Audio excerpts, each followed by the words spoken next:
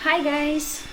Good morning everybody! So for today's video, itutur ko kayo sa aking munting garden. May mga tanim ako dyan na kamatis, bell pepper, at saka zucchini. May tawagan na? Zucchini or zucchini? Ambot lag kung sa'y tawagan na. Basta man na. Oh. Na naipakita na ko mo na ang bell pepper. Nya dayon ang kanang inyo nakita nga kana bell pepper pagyapon na siya. So gitanon na nako sila mga mag almost 2 months na siya. And then nakita ninyo naa na siya'y buwak.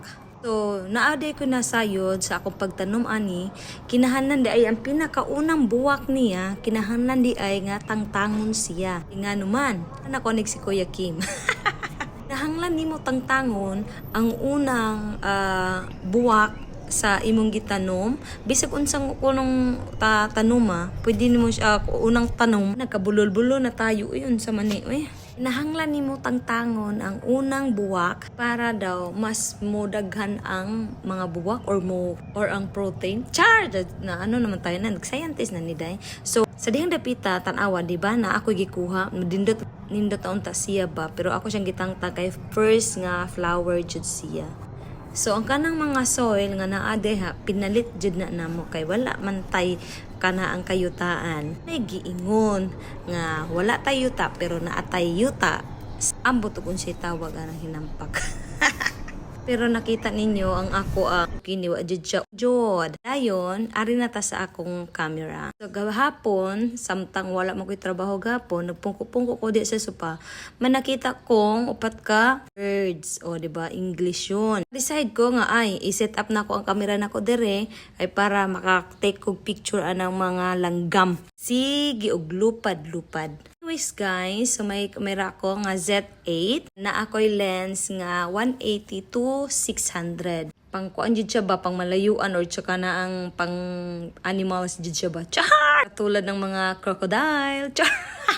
Joke, joke, joke. Bitaw oy, so set up na ko siya din sa ingon aning spot kay para jud makita jud ako kay permi jud na ako makita ang mga birds diya nga naglupad-lupad or mutungtong ana diha dapita kana akong gitudlo. Tungod sa akong kalagot, ako na silang picturean ibutang sa news. Aran sila og malibang. Iyon ako na siya kay para ipakita na ko sa inyo ang display nga walay picture.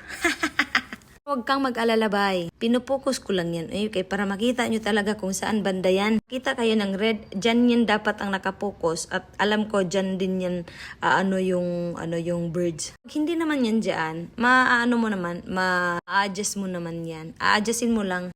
Colorete dyan sa nakikita ninyo ay ma-adjust mo yan. Lang, nahirapan ako sa tumakalisod kaya hindi ko na lang ini-explain. Pinapakita ko pa din, nahawakan ko, yan yung hindi mo na pwedeng pindutin mismo doon sa camera. Wire na yan, may isang switch doon na pwede mo na lang pindutin at magkakamera na siya para hindi umaalog yung camera mo. Yun nga, parang nasira ko ata. Hindi ko naman nasira to, parang ganito sa tagal na siguro, hindi nagamit kaya naging ganyan.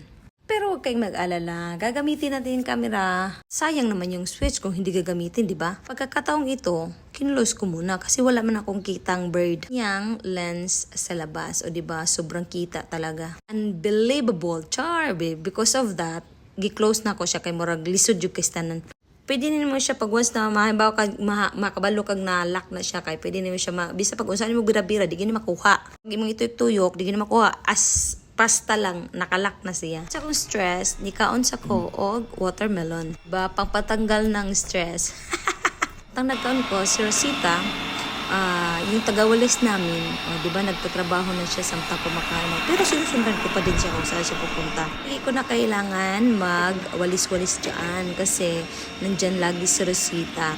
Naka-schedule siya magtrabaho lagi. Tapos, ito na nga, nag-ready na ako na pupunta ng aking trabaho. So, ito yung outfit natin, parang correct. Parang si Donyahan lang. Masama ang panahon ngayon dito. So, nag-ready ako ng payo. Aalis na. Paalis na ako. So, magbabay na ako sa inyong lahat. Thank you for watching my vlog.